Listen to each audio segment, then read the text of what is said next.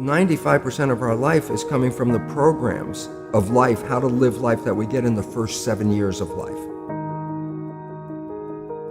That's why poor people stay poor and rich people stay rich. The movie The Matrix is not science fiction. It's a documentary. Every human, and this is a fact, every human first 7 years is download hypnosis. The brain of a child under 7 is in a lower vibrational frequency. When you put wires on a person's head, you read electroencephalograph, reading brain activity. A child below 7 has a lower vibration than consciousness. It's called theta. Theta is imagination. Oh, that's how kids play a tea party with mud pies, but to them it's a real thing. A kid rides a broom, it's a horse. That's theta, imagination. Theta is also hypnosis. And the idea is this: before you can become conscious, if you don't have any programs, what are you going to be conscious of? So nature makes the first 7 years. What kind of programs are required to live on this planet? I say, how do you get them? Theta is hypnosis. You just watch. You watch your parents, you watch your siblings, and your community, because you have to learn how many 100,000 rules. Think about it. Just to be a functional member of a family and a functional member of a community, there are rules. Teach an infant these rules. I say, oh, you don't have to. First 7 years, they observe it and just download it. Look, this is not new. I mean, there's the famous book, Rich Dad, Poor Dad. Sure. And basically said you come from a poor family and you could struggle your whole life and try to get rich, but you're not going to make it. And if you come from a rich family, you could be stupid your whole life and make it. Not because it was thinking, but it was unconscious behavior that was downloaded from rich families into kids, which is unconscious. So they're making the right moves unconsciously. If they engage their conscious mind, then they look stupid, but it's unconscious. And that's the same thing with poor people. Poor people have beliefs from the family. Oh, you can't make it, life's a struggle, things are hard, who do you think you are? And if that's the program you get, then 95% of the day you will sabotage yourself. And that's why poor people stay poor and rich people stay rich, because the programming.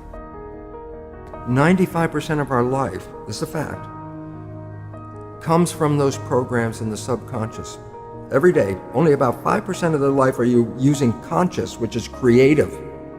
5%. So your life is being lived, even though you think you're living your life. Exactly, and you don't see it because it's called subconscious, below conscious. And the Jesuits, for 400 years, they were boasting, and people didn't understand. They say, give me a child until it's 7 and I will show you the man.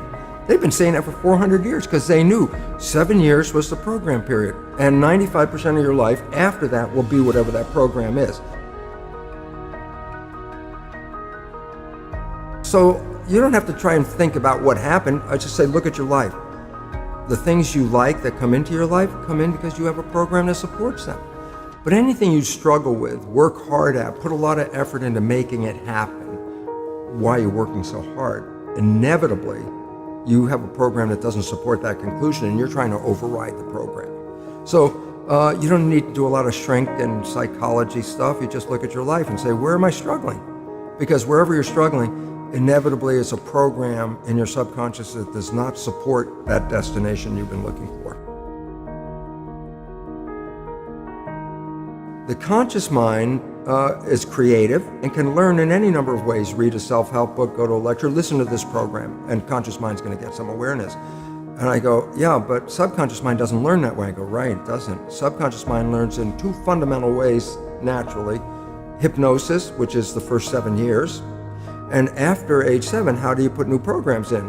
Repetition, practice. You want to drive a car, you didn't learn how by just getting in the seat and put the key in. You had to practice driving the car. You want to learn the alphabet. How many times did you go from A to Z? Try to go to A to Z before you can complete it. And once you completed it, you didn't have to go back and do it again.